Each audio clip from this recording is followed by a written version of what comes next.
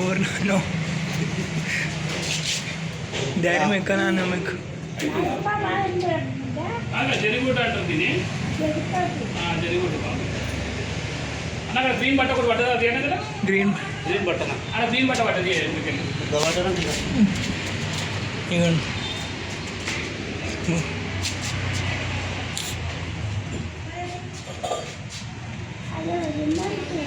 और नायन ఏం తినలే మా సైజే అంత చాలా పెద్ద సైజు కరవదా అనేది